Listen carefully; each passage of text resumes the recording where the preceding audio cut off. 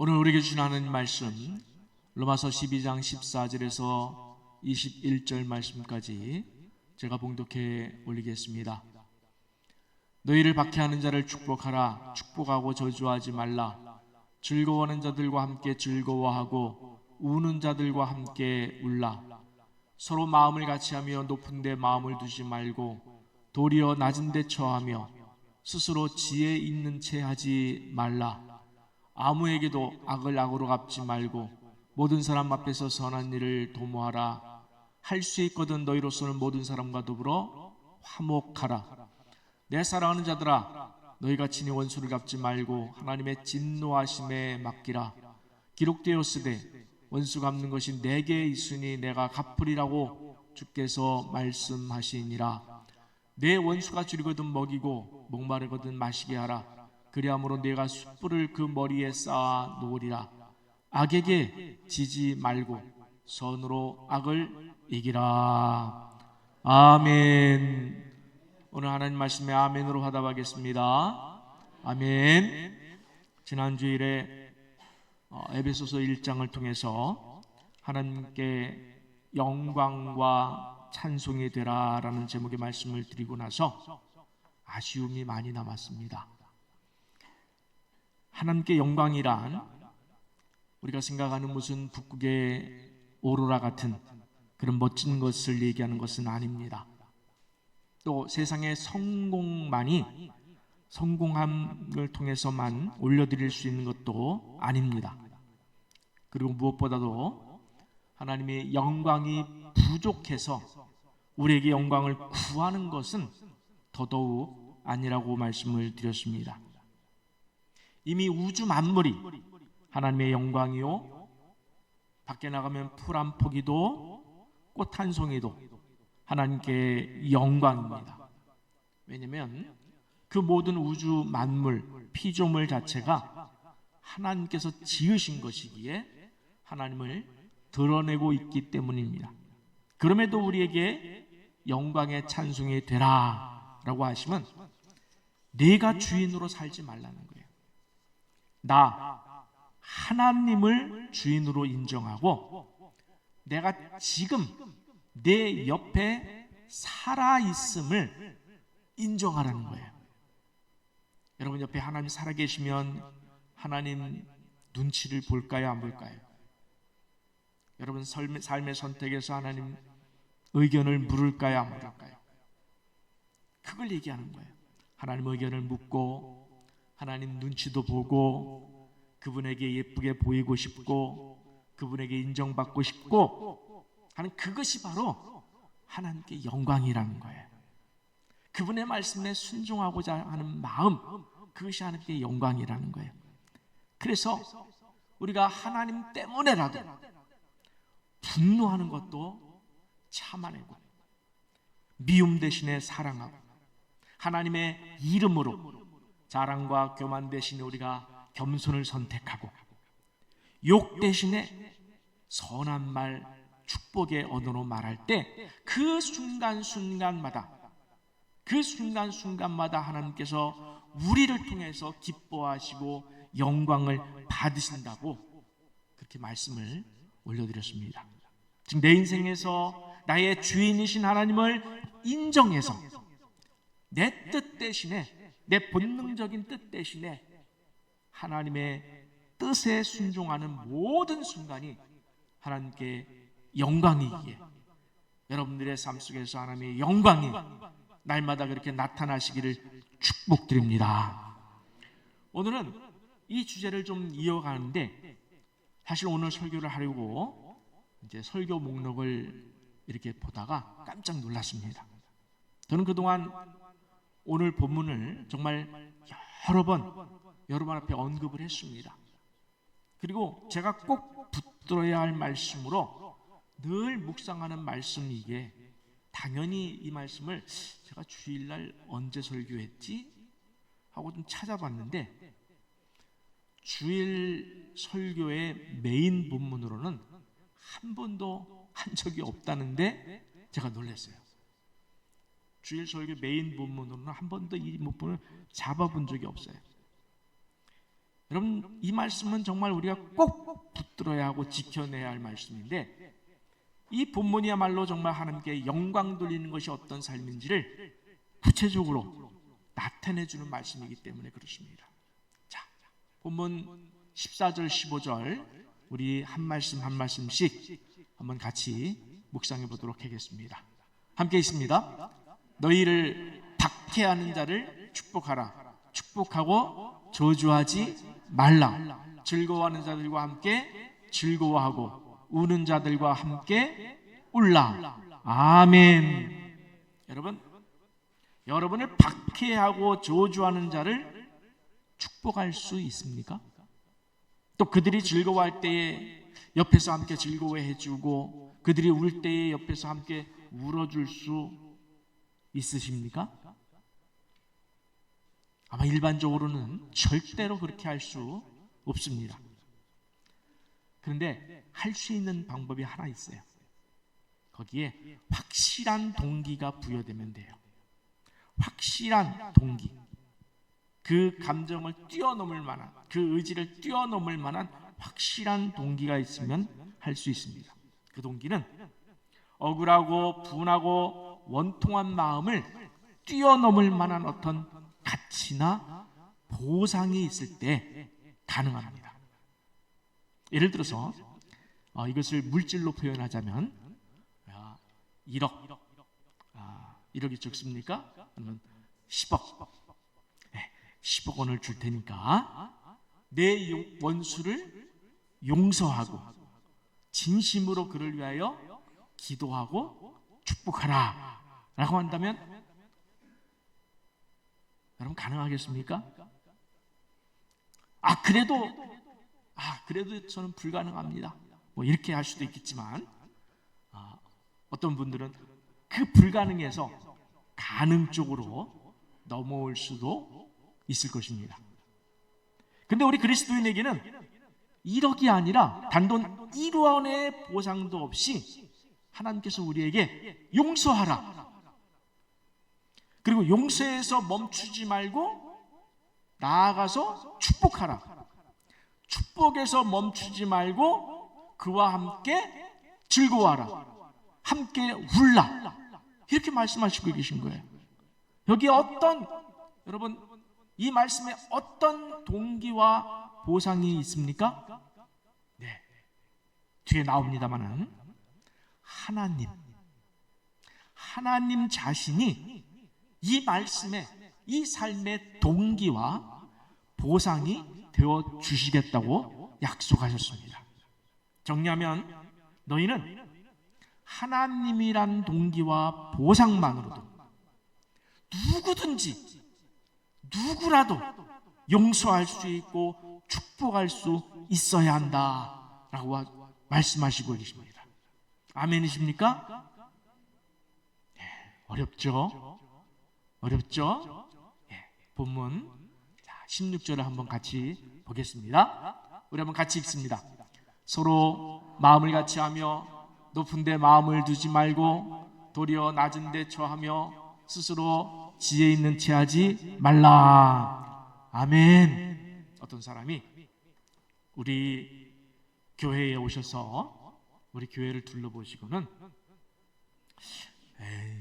이 교회 수준하고는 이렇게 비하할 수 있습니다.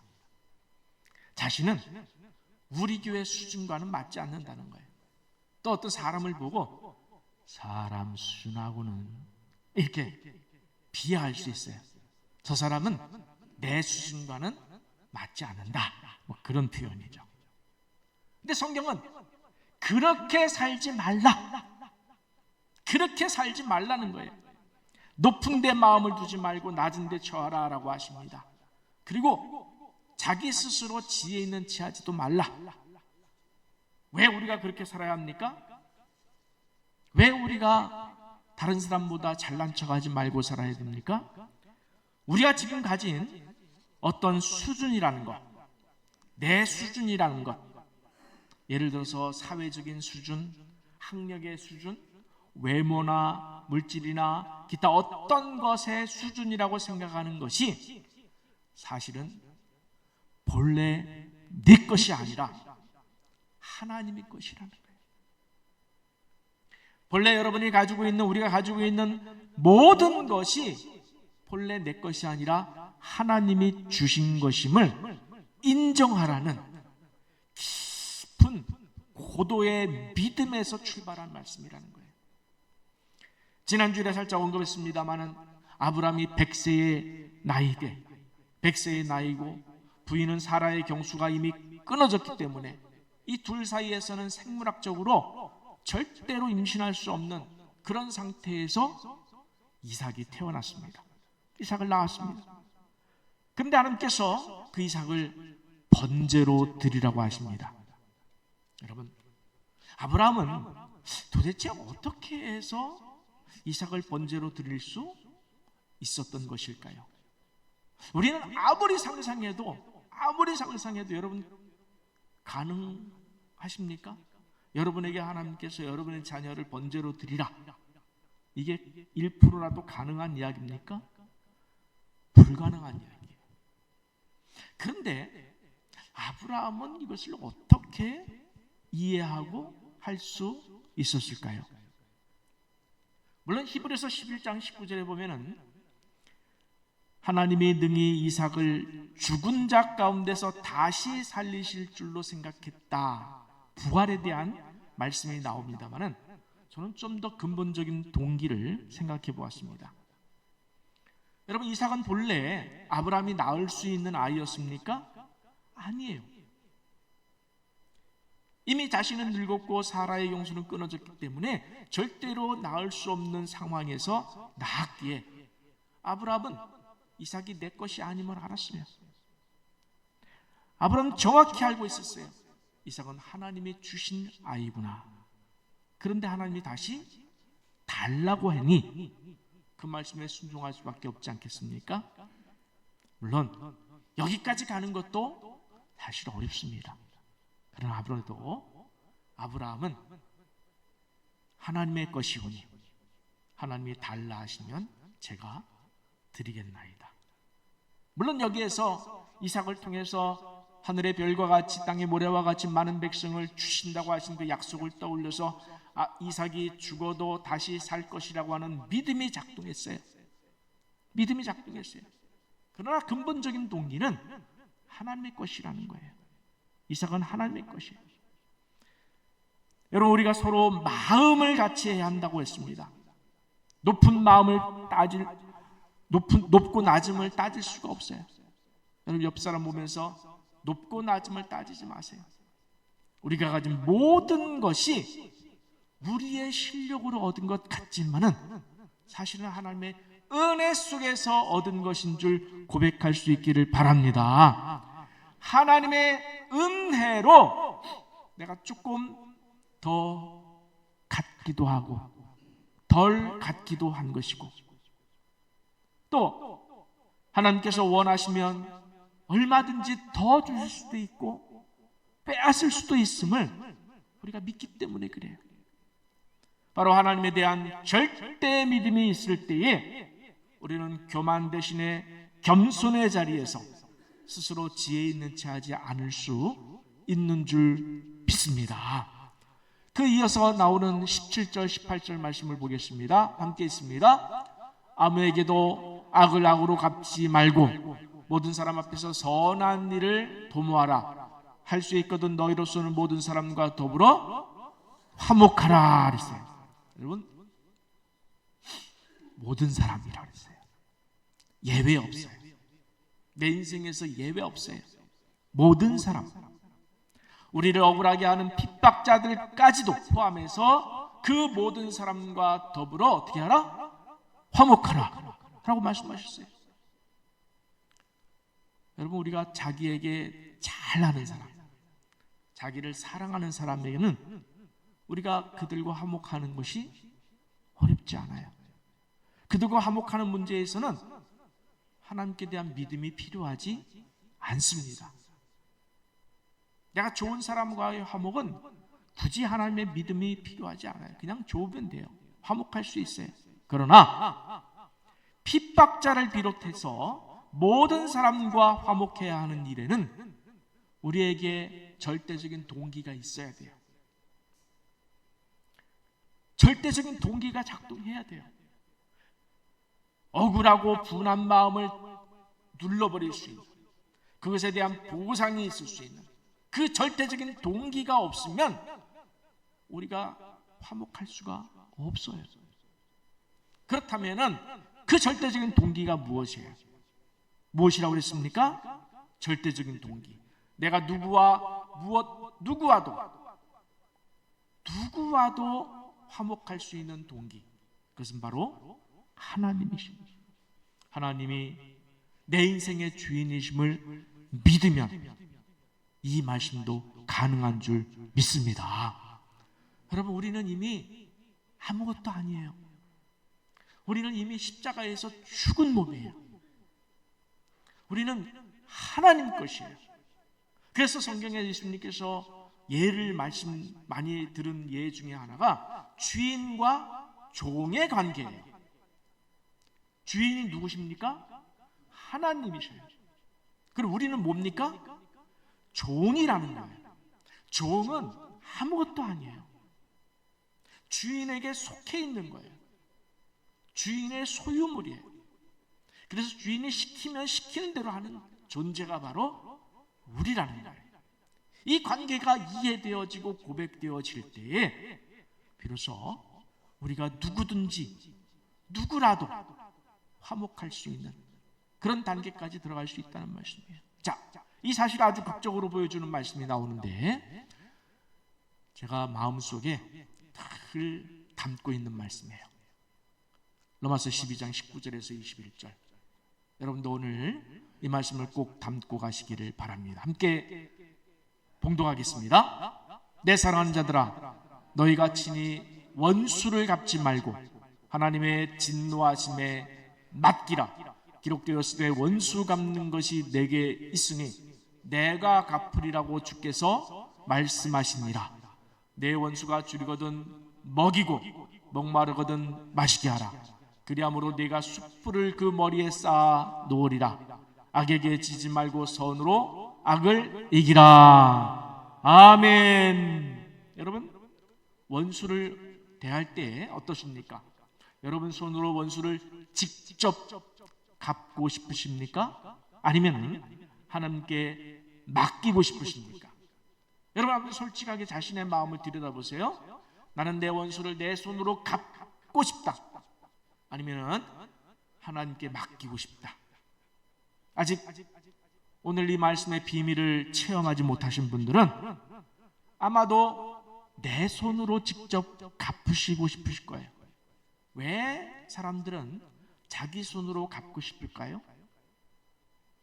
자기 손에 왜 자기 손으로 직접 원수를 갚고 싶을까요?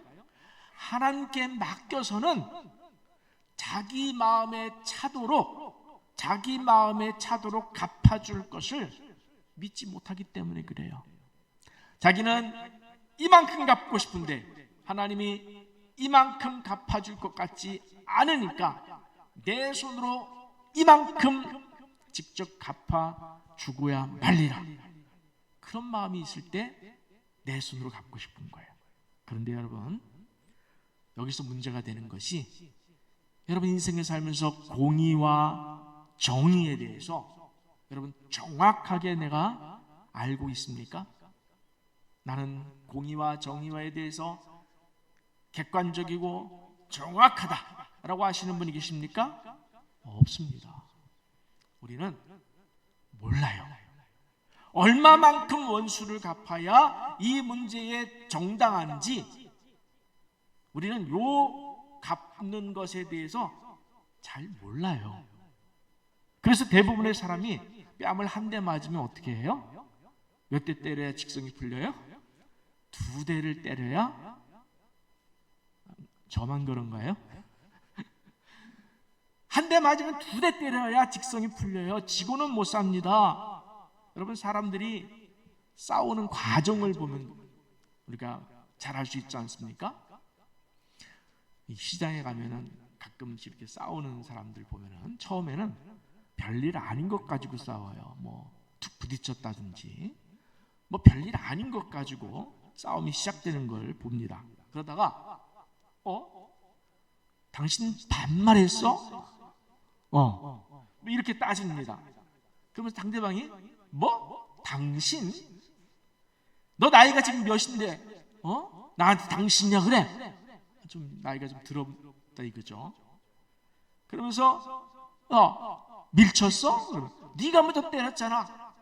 이게 점점 어떻게 돼요? 게이지가 점점 올라가다가 옥신각신하다가 결국 어떻게 돼요? 너 죽고 나 죽자 하고 싸웁니다. 물론 제가 만든 이야기이기도 하지만은 사람들은 그렇게 살아요. 이렇게 우리는 억울함을 풀려다가 어떻게 됩니까? 선을 넘는다는 거예요. 분명히 시작은 요 지점이었는데 그 지점에서의 문제 해결을 하지 못하고 그 선을 넘으면 어떻게 되는 거죠? 우리가 하나님 앞에서 죄를 짓는다는 거예요. 내 억울함을 풀려다가 죄를 짓게 되는 거예요. 그게 무섭다는 거예요. 그러니 하나님은 이렇게 말씀하시는 거예요. 네가 하지 말아라. 너는 네가 할 실력이 없다. 네가 원수 갚을 실력이 안 된다. 그리고 네가 원수 갚으면 불편하잖아. 여러분 그렇지 않아요? 저는 이 말씀을 참 감사하게 여기는 것이 뭐냐면 저보고 야 원수는 네 돈으로 꼭 갚아야 해. 이렇게 말씀하지 않아 주신 것이 너무나 감사해요. 왜? 우리 손으로 갚고 나면 여러분 집에 가서 시원하다. 그럼 내가 원수 제대로 갚았다 하고 기분 좋아 발 뻗고 주무실 분 계세요? 없어요. 예수님을 믿는 사람들은 그렇게 하지 못해요. 그렇게 하지 못해요. 괜히 미안하고 내가 너무 심했던 것 아닌가, 내가 오버한 건 아닌가. 여러분 우리 그리스도인은 그렇지가 않아요.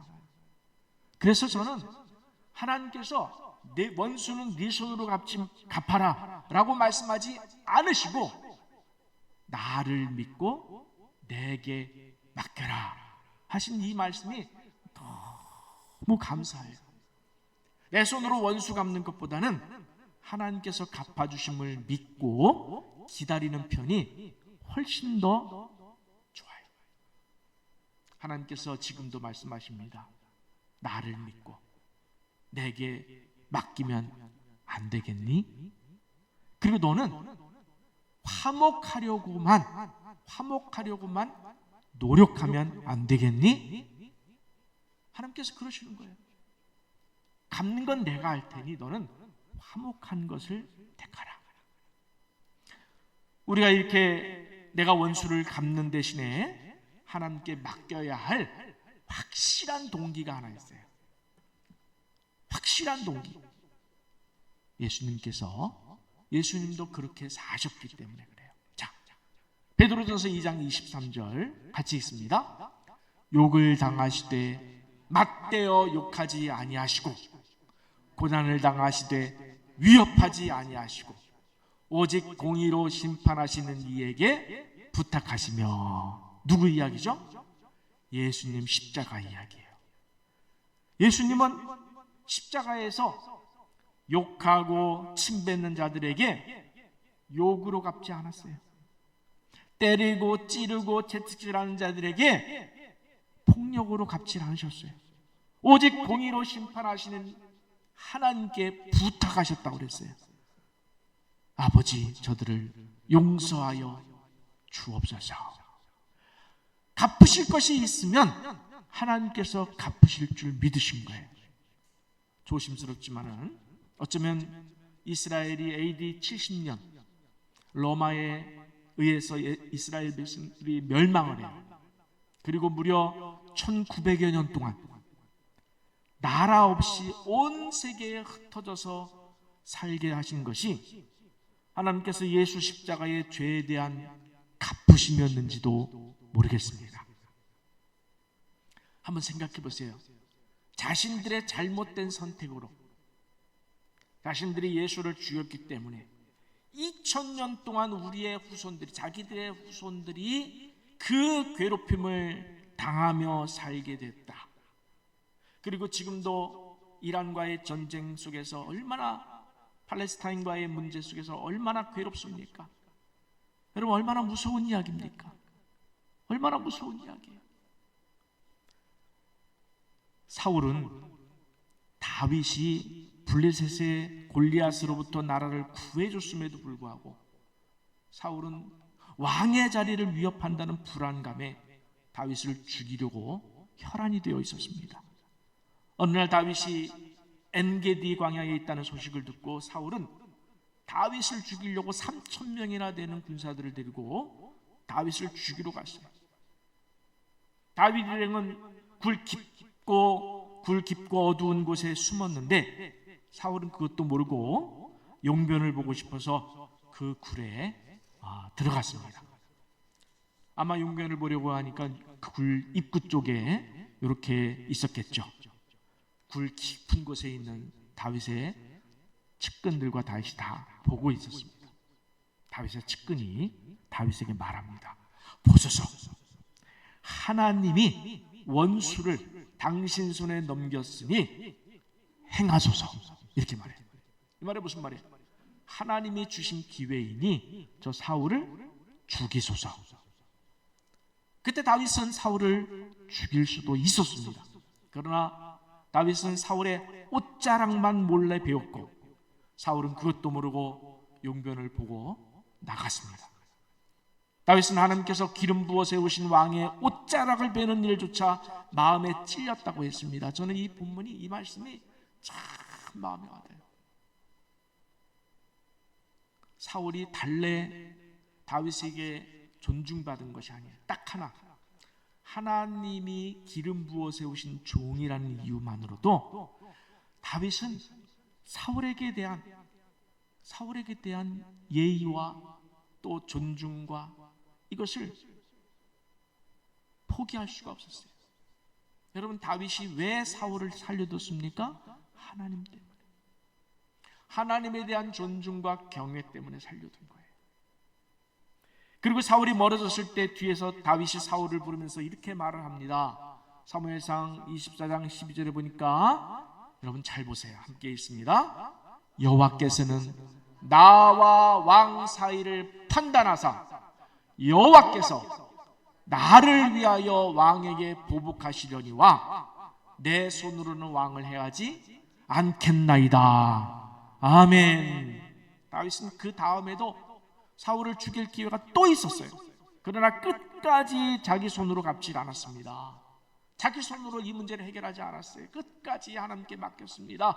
그때 하나님께서 어떻게 하셨습니까? 하나님께서 사울이 전쟁터에서 결국 사울이 죽게 하셨고, 다윗은 백성들의 칭송 가운데 사울에게 손을 대지 않고도 왕의 자리에 오를 수 있었습니다. 이 문제에 대해서 잠언서 20장 22절 말씀은 제가 읽습니다.